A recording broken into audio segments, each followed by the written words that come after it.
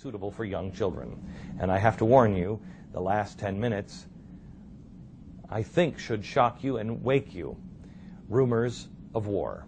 It's narrated by Chris Andrews, and I'll be back at the end with an important update, new information made available in just the past few days.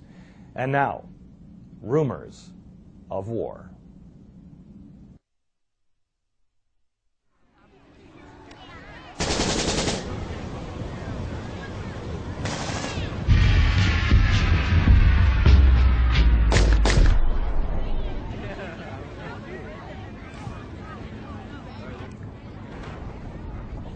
Believe those who say they want to kill you, because they usually follow through. اعلام می‌کنم این رژیم منحوس پرچم شیطان است، پرچم شیطان بزرگ است و صرفاً مجری دستورات آمریکا و انگلیس جنایتکار. مرگ بر اسرائیل! When a hate monger says, "I will destroy you," history has demonstrated that they mean what they say. Pharaoh meant it, Haman meant it, Hitler meant it, Ahmadinejad meant it.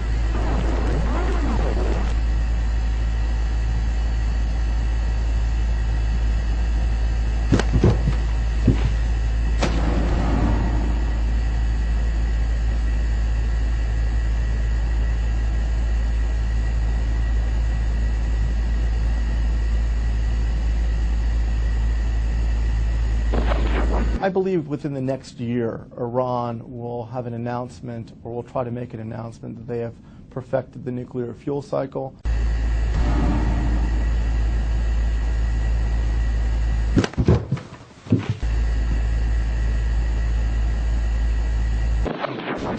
If Ahmadinejad starts a nuclear war in the Middle East, that will be the beginning of the end times.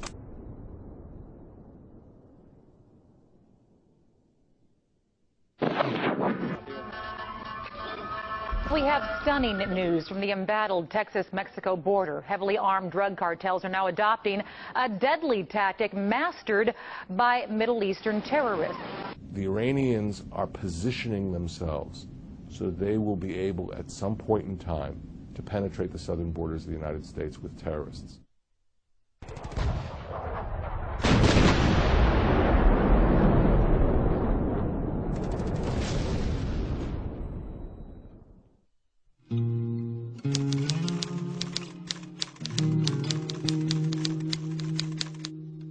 War has always been more rule than exception in the Middle East. This is the worst attack there has ever been against the United States in the Middle East.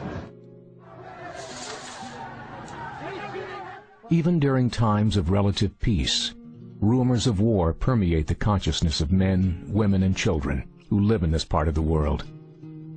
A flashpoint waits around every corner. Watchful eyes are always trained to the sky, on the nervous shopper, the solitary figure lurking on the fringes. It's been the way of life here for a very long time. But something has changed.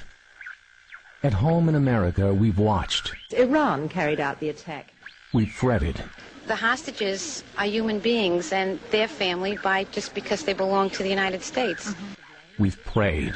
Yellow ribbons with the message, "Free the hostages." We're enraged when their wars touch on our own. But mostly, we quietly express thanks for the half-globe that sits between the never-ending conflict, the endless string of madmen, and our shores. Without a doubt, the events of 9/11 and subsequent failed attempts at terrorism in our country have brought us closer to empathy. But for most of us, detachment is still a much more comfortable place to be. But something has changed. The war is different now than it's ever been. The unthinkable horror, now a seeming reality. A madman, a zealot of the worst order, armed with the nuclear bomb, and an army of disciples no longer a world away. Well, there's no question that Iran today, without nuclear weapons, is the #1 exporter of terrorism in the world.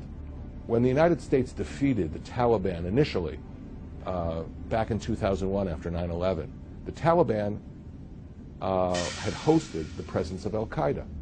Al-Qaeda split into two directions. Part of Al-Qaeda went to Pakistan. That is probably where Osama bin Laden went. But a good portion of Al-Qaeda went into Iran, and from Iran ordered terrorist operations against other countries. So that beside the well-known Iranian connections with Hamas, with Hezbollah, with Islamic Jihad, the Iranians also are connected to Al-Qaeda. And that whole capability, which has already been striking at the world over the last 20 years, will be magnified once it is under a nuclear umbrella. The fact is, Iran has mastered the entire nuclear fuel cycle. They have all the scientific and technological knowledge they need to fashion a nuclear weapon. It's really only a question of time. And I think we're past the point, unfortunately, where economic sanctions are going to slow them down. Not since Nazi Germany has there been a leader, a government, whose motives are so impervious to reason. Motivated by the absolute conviction that they are right and everyone else is wrong. A belief in a divine purpose that supersedes humanity itself. Mass destruction in the name of God.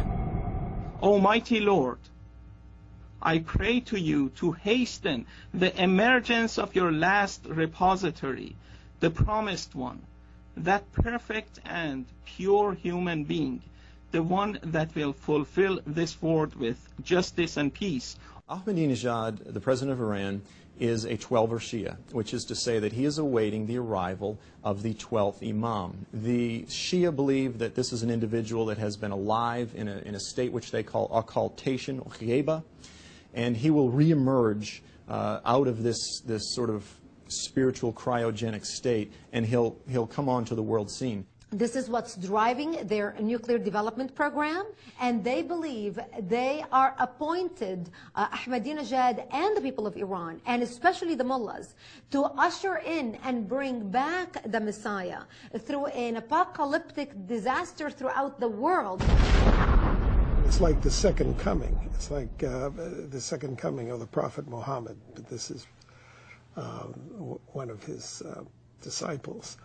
And that will be the end times, when the world will be redeemed. Redeemed through a worldwide apocalypse. Collective salvation or cleansing by force, a concept associated with the likes of Hitler, Stalin, and Mao. It's a belief also embraced by a secretive Islamic movement known as the Hajjatiyya Society.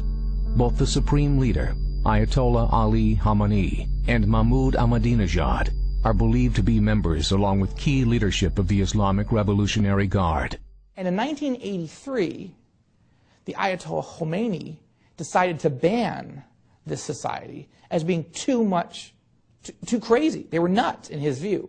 What is different in modern Iran today is the rise of Mahdist or Messianic groups, like the Hojatiyya organization, which believes that man can accelerate the arrival of this Messianic era, the arrival of the Mahdi.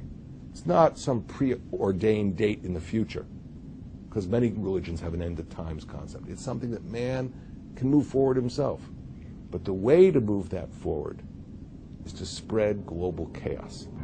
There are 74 million people living in Iran today, and by all accounts, most of them are a lot like you and me. They cherish their families, their friends. They respect the rights of others, but they live under the oppression of a powerful and frightening few. The 12ers are in complete control right now. Not every, even political leader in the cabinet, or well, at least in the government, in the parliament, believes what Ahmadinejad believes. But the guy who believes it most is the supreme leader of Iran, the Ayatollah Khamenei. Khamenei rose to power in 1989, following the death of Ayatollah Khomeini. Ahmadinejad was his hand-picked choice to become Iran's sixth president in 2005. What's intriguing to me about Mahmoud Ahmadinejad is that he's not someone who really defined himself in the 1979 Islamic Revolution. In the 1980s, during the Iran-Iraq War, he wasn't a general, wasn't a major intelligence official, he's not a major political figure of any kind. But during the Iran-Iraq War, he served with the Revolutionary Guard and became acquainted with many of its top officers. In 2003, he is appointed the mayor of Tehran by the city council.